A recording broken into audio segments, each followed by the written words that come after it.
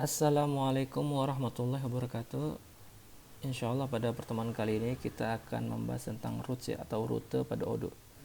Jadi kita bisa menentukan rute sebuah produk ya, mau ke lokasi mana aja gitu dengan fitur rute ini.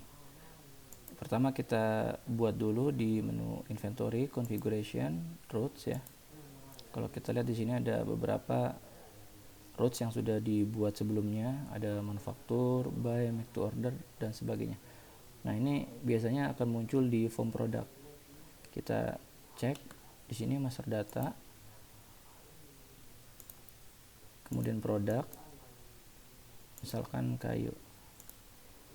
Nah, ini kita lihat ya, di sini di tab inventory ada beberapa route yang sudah kita tentukan. Nah, sekarang kita ingin menambahkan satu route lagi untuk produk yang sudah kita tentukan.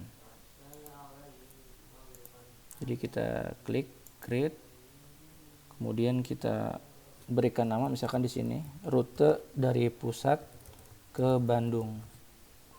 Kemudian kita bikin rule-nya ya. Kita beri nama rule ini misalkan mutasi internal. Nah, di sini ada beberapa field yang mandatory. Yang pertama action ya. Di sini ada beberapa action ya. Yang ada pull, push, pull and push, manufaktur dan buy. Nah, karena kita akan memindahkan ya dari stok kita ke Bandung, maka kita pilih yang push. Seperti itu ya. Kemudian di sini ada operation type-nya, di mana operation type ini berdasarkan picking type yang ada di Odoo ini, di mana ada receiving ya, kemudian ada internal transfer, ada delivery order, manufacturing, post dan sebagainya. Nah, karena ini mutasi internal, jadi kita pilih yang internal transfer di perusahaan kita. Kemudian operation type ini akan menentukan ya lokasi tujuan dan lokasi sumbernya, juga penomoran nanti transaksinya. Nah, ini yang defaultnya dari WH Stock ke WH Stock, ini destination-nya kita pindah ke stok cabang Bandungnya CB. Kemudian di sini nanti ada automatic move-nya kita manual aja ya, karena kita ingin merasakan perpindahan barang yang akan kita lakukan oleh user. Nah, ketika sudah, kita save and close. Kemudian kita set untuk produk, misalkan di sini papan 200 ya. Kita set papan 200 ini, rutenya itu kita refresh misalkan. Nah, ini sudah ada rute ya, tambahan dari pusat ke Bandung. Nah, ini kita pilih ya. Jadi rute untuk papan 200 ini adalah dari pusat ke Bandung. Nah, kita save. Kemudian kita praktekkan ya dengan cara membuat PO.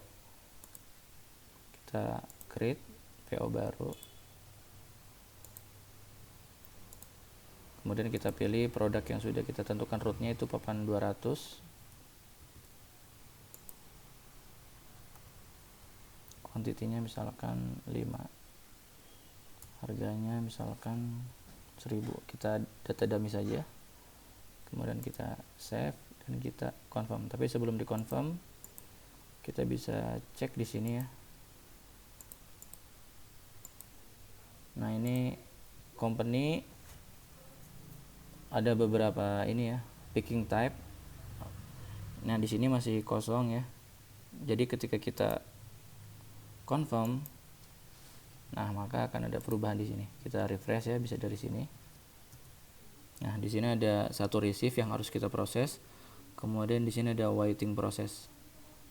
Nah, kemudian kita receive produknya ya, bisa dari sini, bisa dari sini.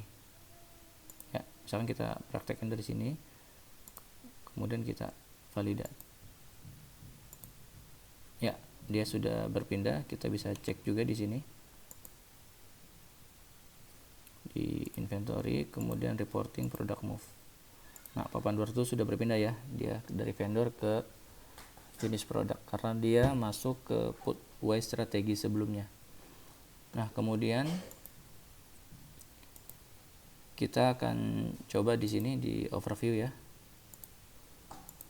Nah, kita lihat di sini internal transfer dari statusnya waiting sudah to be process ya, harus diproses.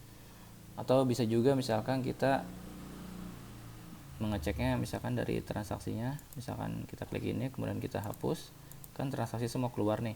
Nah, kita filter berdasarkan nomor PO nya atau dari sini ya. Jadi ada pending transaksi ya, yang route yang sudah kita tentukan dari WH Stock ke cabang Bandung. Nah, ini sekarang kita proses, kita validate dari WH Stock ke cabang Bandung ya. Kita cek di sini product move nya ya. Jadi kurang lebih fungsi route seperti itu ya.